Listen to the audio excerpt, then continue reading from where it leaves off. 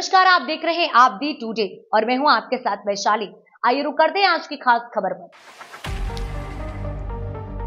पृथक बुंदेलखंड राज्य की मांग को लेकर बुंदेलखंड संयुक्त मोर्चा के नेतृत्व में विभिन्न संगठनों द्वारा बुंदेलखंड विकास बोर्ड के उपाध्यक्ष राजा बुंदेला के नेतृत्व में निकाली जा रही पदयात्रा बुधवार को झांसी के चिरगांव, पहाड़ी, परीक्षा, बड़ा गांव, राजगढ़ आदि गांवों कस्बों में भ्रमण किया।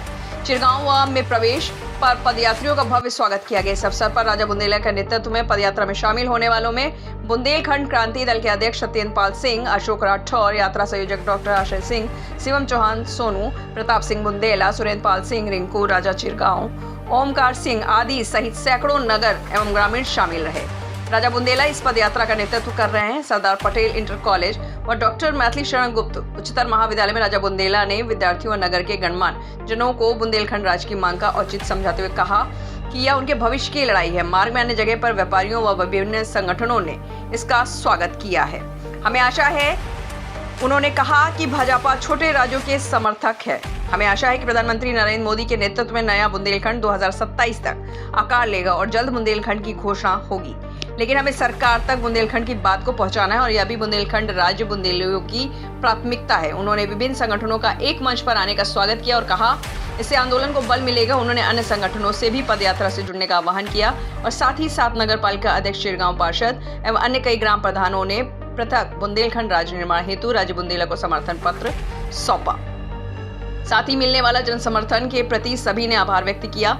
इस अवसर पर राजा बुंदेला जी के साथ कुमार सत्येंद्र पाल सिंह, अशोक राठौर, डॉक्टर आशय सिंह, शिवम चौहान सोनू, सुरेंद्र पाल, ओमकार सिंह, रिंकू राजा, प्रताप बुंदेला, पुष्पेंद्र सिंह उरई, मोहम्मद नईम मंसूरी, रविंद्र कुरेल, मानवेंद्र राजा, राम प्रसाद, प्रदम ठाकुर, अंकित शिवहरे, छोटू राजा मौजूद रहे।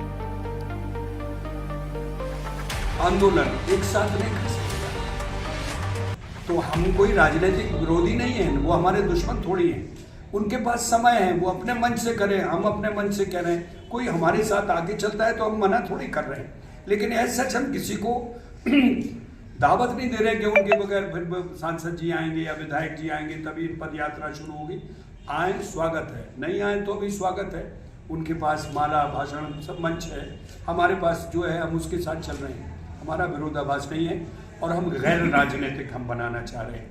कोई किसी पार्टी का आ जाए, दूसरी पार्टी कहेगा अरे ये तो उस पार्टी का है। ना हमारे पास हम जाति, ना धर्म, ना विचार, ना पार्टी, हम किसी को अपना वो बैरियर रख ही नहीं रहे हैं। हम कोई बाधा नहीं रख रहे हैं। हम बुंदेलखंडी हैं, हमारी जात बुंदेलखंडी है, हम बुंदेलखंड राज्य की बात कर रहे हैं, हमारी पार्टी बुंदेलखंडी है। बुंदेला जी, हम अक्सर देखते हैं कि झांसी में एक भानु शाही जी जो कि बुंदेलखंड की अलग जगह रहे हैं, वो भी लगातार अलग, लेकिन आज इतना बड़ा कार्यक्रम यहाँ चिरगांव में हुआ है, तो क्या वो अलग तरीके से काम कर रहे हैं? ये संगठन अलग क्या है बुंदेलखंड राज्य के लिए? जब इस देश की आज़ादी की लड़ाइयाँ लड़ी जा रही थी तो एक गरम दल था, एक नरम दल था, एक फुसफुसाहट दल था। हर तरह के लोग थे, हर तरह से अपनी आज़ादी के लिए लड़ रहे थे। तो वो भी एक ग्रुप है जो अपनी तरह से लड़ रहा है। मेरा उनसे केवल इतना विरोध है, विचारिक विरोध है, वैसे कोई विरोध नहीं, कि हम किसी के पुतले जलाने में, हम किसी को अभद्र भाषा देने में हम ब्लेम नहीं करते। हम सारे लोग, मैं अकेले नहीं, आप किसी से भी इंडिविजुअल पूछिए। हमने ये कहा है कि जब हमें गृह मंत्री से, प्रधानमंत्री से ही मांगना है तो हम उनके पुतले जला के कैसे मांगेंगे? मैं आपका पुतला जलाऊंगा, फिर आपसे कहूँगा मेरे बारे में अच्छी न्यूज़ छापना, तो आप कहेंगे आना बेटा घर, बताऊँगा तुझे कैसे छापूंगा। हम, आप जो बात करें वो प्यार से कहिए ना, आप अपना विरोध जताइए ना। आपको गलत लग रहा है तो विरोध जताइए ना, भाषा विरोध की भी हो सकती है ना। तो हमारा उनसे यही है, लेकिन वो राज्य की बात कर रहे हैं, उनका अपना तरीका है, वो उनको भारा है तो वो करें। हमें कोई आपत्ति नहीं, लेकिन हमें आपत्ति ये है कि हम वो नहीं कर सकते, हम किसी के पुतले नहीं। और बाकी भानु मेरा दोस्त है, सालों हम साथ काम करते रहे हैं। अब वो मैडम का पूछ ले, वरना फिर आपके जवाब चाहती हूँ कि जो आपकी टीम काम कर रही है उसमें आपको और भी तो पार्टियों से समर्थन मिल रहा है कि नहीं? अब पूछिए पार्टियों का। हाँ। हम तो कह रहे हैं हर पार्टी के लोग बैठे। बुंदेलखंड में विभिन्न जिलों में अलग अलग नाम से बहुत लोग काम करते हैं। सबका लक्ष्य एक है कि बुंदेलखंड राज्य बने। माननीय राजा बुंदेला जी के नेतृत्व में, आपके अगुवाई में सारे लोग एक हुए और मिलके ये हम सब ने निर्णय लिया, हम मिलके कोशिश करेंगे तो सरकार पे ज़्यादा दबाव बना पाएंगे। अच्छा, ये सब बातें जो अभी भाई साहब ने कही, इसके अलावा हम थोड़ा सा टेक्निकली ये बताएंगे कि जब देश आज़ाद हुआ 28 राज्य बनाए गए। बुंदेलखंड राज्य के 35 राजाओं ने अपनी रियासतें इस शर्त पर सौंपी कि आप राज्य का नाम बुंदेलखंड रखोगे। तो 12 मार्च 1948 को बुंदेलखंड राज्य बना। कामता प्रसाद सक्सेना उसके पहले मुख्यमंत्री बनी, राजधानी नौगांव बनी। लेकिन फिर ये विचार आया, देश में आंदोलन हुआ कि भाषा के आधार पर राज्य बनना चाहिए। 2-3 आयोग बनाए गए, श्रीधर आयोग, जेबीपी कमेटी, फजल अली आयोग। और फजल अली आयोग की सिफारिश के बाद देश में 28 राज्य थे, उनको खत्म करके 1 नवंबर 1956 को 14 राज्य बनाए गए, जब हमारा बुंदेलखंड खत्म करके आधा यूपी आधा एमपी में मिला दिया गया। हम तब से परेशान हैं, तब से ही हम ये लगातार मांग भी करते हैं कि हमारे संग अन्याय हो गया, हमारा राज्य भी बनाओ। जब भाषा के आधार पे आपने बंगाल, गुजरात, महाराष्ट्र, उड़ीसा तमाम बनाए हैं, एक आधार रखा भाषा, तो हमारी बुंदेली भाषा है, बुंदेली भाषा के आधार पर बुंदेलखंड बनाइए। या मानक अगर आपका जनसंख्या है तो 2011 की जनगणना में हम 1,83,34,053, इसके अनुसार भी हम देश के 18वें नंबर के राज्य होते हैं। तो हम क्यों नहीं बनाए गए? जमीन हम पे 70,592 वर्ग किलोमीटर, इसके हिसाब से हम 19वें नंबर के राज्य होते हैं। तो सरकार का कोई पैरामीटर होगा ना, कि बिना पैरामीटर के आपका जिसका मन होगा आप बना दोगे, आपका मन नहीं होगा तो नहीं बनाओगे। तो हमें ही लगता है कि दिल्ली में बैठी सरकारें में जो भी नेता थे, उनके मन में बुंदेलखंड के प्रति दुर्भावना रही। बुंदेलखंड की रेत लूटी जा सके, बुंदेलखंड की गिट्टी लूटी जा सके, और बुंदेलखंड के नौजवानों को, बुंदेलखंड के बच्चों को पढ़ाई न मिले, वो मजदूरी करें। तो ये बुंदेलखंड को मजदूरी का हब बना दिया। जैसे पुरानी प्रथा थी कि गरीब के बच्चे पढ़ेंगे नहीं, पढ़ जाएंगे तो मजदूरी नहीं करेंगे। अब वही वहाँ बैठे जमींदार दिल्ली के ये सोचते हैं कि बुंदेलखंड के बच्चे पढ़े नहीं, पढ़ेंगे तो हमें मजदूर नहीं मिलेंगे। तो पूरी हिंदुस्तान में मजदूर बुंदेलखंड से सप्लाई होता है। अभी हम लोग थे गाता गांव गए, 5 साल से सड़क नहीं बनी, गट्टी भी नहीं है, केवल मिट्टी पे चल रहे लोग। हम ऐसे डिफेंस कॉरिडोर का क्या करेंगे?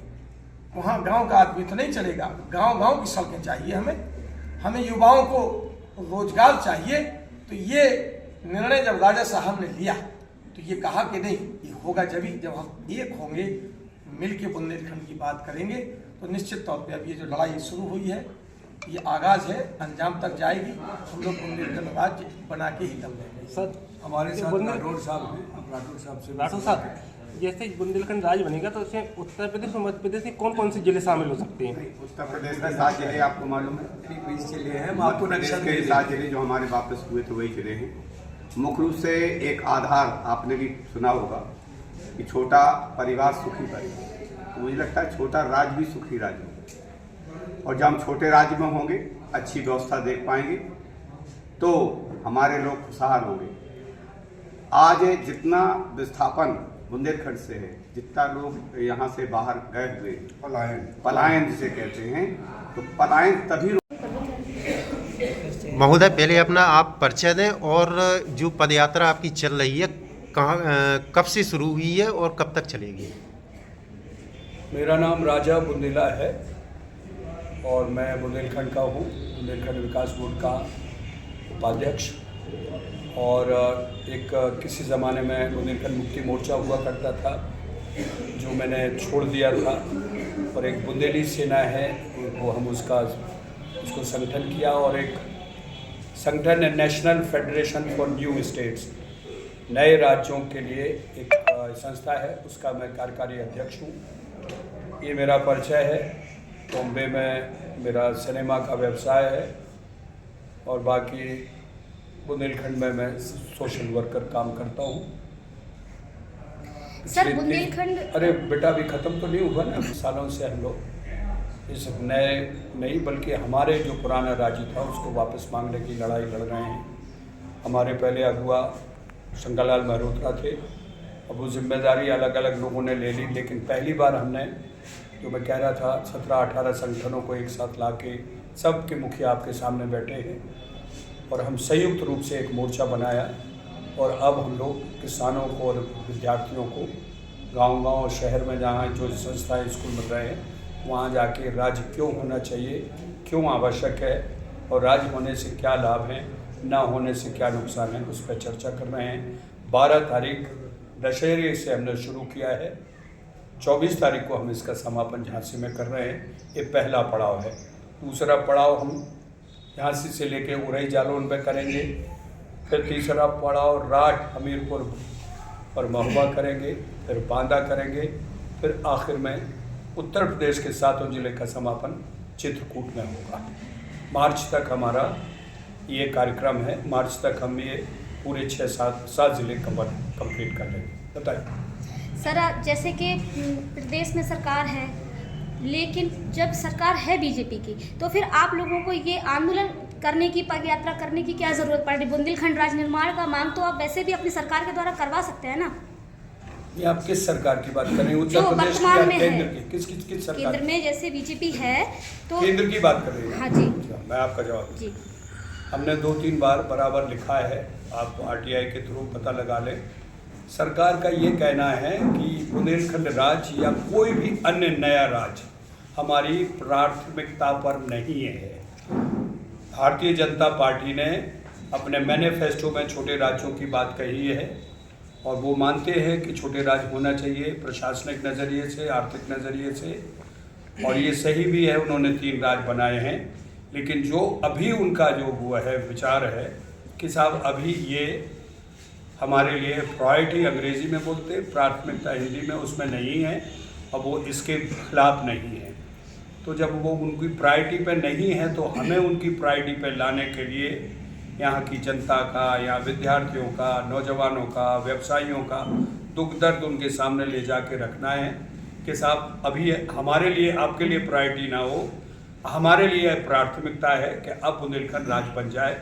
ये हमारे लिए ज़रूरी है, इसीलिए हम अभी अब गांव-गांव पाँव जा रहे हैं। अच्छा, अभी आपने जो पदयात्रा जो की है, इतने गांव कर चुके हैं, क्या लगता है कितना समर्थन आपको मिल रहा है? आपके सामने है, इतने लोग पीछे मुड़ के देखिए और हर अखबार में, हर जगह, हर गांव में, हर शहर में लोगों ने, देखिए ये तो एक किसी को शुरुआत करने भर की देर है। हम 2 साल नहीं कर पाए क्योंकि पहले लोकसभा के चुनाव आ गए, विधानसभा के चुनाव आ गए और उसके तुरंत बाद लोकसभा के आ गए। तो हम उन चुनाव में हम नहीं जाना चाह रहे थे ताकि लोगों को ये लगे कि चुनाव आ गए, अब ये चुनावी मुद्दा है। ना अब कोई चुनाव है, ना हमारा कोई मुद्दा है, ना हम किसी से नोट मांग रहे हैं, ना वोट मांग रहे हैं, ना हम सपोर्ट मांग रहे हैं। और हम केवल उनको बता रहे हैं कि तुम्हारे लिए राज्य कितना ज़रूरी है, आप समझो। और हम इस रैली का मकसद बता रहे हैं कि हम हो सकता है हम दोबारा नहीं आ पाए, लेकिन आपको हम ये जिम्मेदारी दे के जा रहे हैं। आप हमारे सिपाही हैं, आप हमारे अधिवक्ता हैं। इस लड़ाई को गांव-गांव में आपको पहुंचाना है। हम 5-10 लोग 5-10 गाड़ियां घुमा के अपनी बात आप तक कह के, आपको समझा के, पर्चे के द्वारा, बोलचाल के द्वारा आप तक पहुंचा के अब जा रहे हैं। हर जगह, हर स्कूल में हम नई फौज तैयार करके उनसे कह रहे हैं कि आगे की लड़ाई आपको लड़नी है। राजा साहब, ये जो मांग चल रही है बुंदेलखंड की, काफ़ी वर्षों से चलती आ रही है, क्या कारण रहा कि अभी तक बुंदेलखंड राज्य नहीं बना सर? हाँ, ये तो बात सही है। बहुत सालों से आपको पता है बुंदेलखंड के अलावा भारत की आज़ादी की पहली लड़ाई 1857 में हुई थी, मंगल पांडे ने की थी। आज़ादी 1947 में मिली थी। क्या हुआ था, क्यों देरी हुई थी? कोई भी आंदोलन एक ही तरह नहीं चलता है, उसकी गति सीमा अलग होती है। हमें 2-3 झटके ज़रूर लगे। एक बरुआ सागर में एक बस चली, उसमें एक लड़का की उसकी कुर्बानी हुई, उसकी वजह से हम 10-15 साल पीछे चले गए। हमें लगता है दोनों ओर से कमियां थी। एक तो हमारे जितने भी प्रतिनिधि हैं, राजनीतिक प्रतिनिधि, उनके मन में कभी ये नहीं था कि राज बने। दूसरी, जनता भी उस तरह से जागरूक नहीं थी जो अभी भी है। अब जनता जागरूक हो गई है और अब मजबूर बस प्रतिनिधियों को भी बुंदेलखंड के लिए कहना पड़ेगा। और जब जागो तब सवेरा, राज बनेगा। हम ऐसा तो नहीं कि 15-20 राज बना चुके, इस राज में देरी कर रहे हैं। हमें भी कोई अनुभव नहीं है। हमको एक लड़ाई हम लड़ रहे हैं और निरंतर लड़ रहे हैं। हम कभी कानून से लड़ रहे हैं, कभी सड़क पर लड़ रहे हैं, कभी विचार से लड़ रहे हैं, और हम ये लड़ाई लड़ रहे हैं। आपको अब कुंवर सत्यपाल जी भी बताएंगे कि क्या इसका मूल रूप है, आप बता दें। अच्छा, एक क्वेश्चन, जैसे सर आप जो रैली पदयात्रा कर रहे हैं, क्या मतलब आपको जन प्रतिनिधियों का भी सपोर्ट मिल रहा है कुछ? वो इसलिए एक मिनट मैडम, जरा एक आप तो बंदूक लेकर सुनिए यार। जनप्रतिनिधि के पास बहुत मौका है, वो हर मौके पे जाके लोगों से कह सकते हैं दीपावली की शुभकामनाएं, रामलीला, अरे उसकी जगह आप लिखते बुंदेलखंड राज बनाओ, बुंदेलखंड के लिए जागो। हम इसलिए नहीं मिक्स करना चाह रहे हैं। हम लोग, मैं भी